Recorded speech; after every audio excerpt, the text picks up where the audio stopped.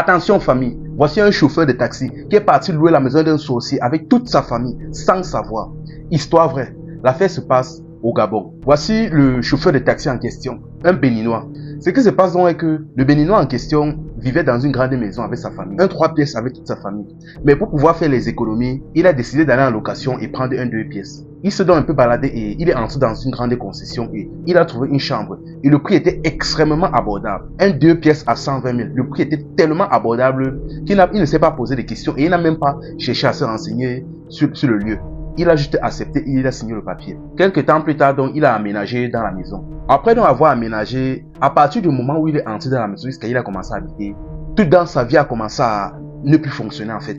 En fait, c'était incompréhensible. Plus rien ne marchait. C'est-à-dire, à l'instant où il est entré à l'intérieur, déjà niveau scolaire, ses enfants à l'école s'en allait pas. Leur niveau a commencé à chuter du jour au lendemain. À la maison, sa femme est subitement tombée malade. Et à partir de là, elle est restée là dans la chambre en convalescence pendant plus de 2 mois. Quant à lui, de son côté, même ses affaires ne marchaient plus. Son taxi ne faisait que tomber en panne. Il ne faisait que faire les allers-retours dans les garages pour le réparer et ses affaires ont commencé à se dégrader sérieusement. À un moment donné, là, il est resté comme ça. Ça a commencé sérieusement à chauffer sa tête. Lui-même, il a pris l'initiative. Bon, vu que c'était un musulman, il est d'abord parti dans un premier temps dans la mosquée où il a l'habitude d'aller prier.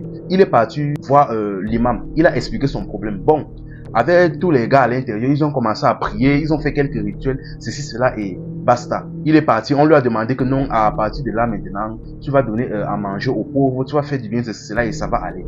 Il est donc rentré, il a fait ce qu'on lui a dit, mais même jusque là, rien n'a changé. Absolument rien n'a changé. Ce problème même s'aggravait même plus tôt. Sa femme est restée plus de 2 mois en convalescence. Donc pour dire simple, ça faisait plus de 2 mois qu'elle n'avait même pas vu la lumière du jour. Elle était toujours à la chambre. Dans la chambre à cause de la maladie. Ses enfants, tellement leur niveau était lamentable et avec le temps, vu que financièrement ils ont été touchés, les enfants étaient chassés de l'établissement pour faute de scolarité. Quant à lui, son taxi finalement là, il n'avait même plus les fonds pour partir la mettre dans un garage pour qu'on le répare. Sa situation s'aggravait. Un jour, sa femme lui a dit, franchement, moi je ne comprends pas. À chaque fois que je dors, je rêve toujours qu'il y a une vieille femme qui vient avec sa canne.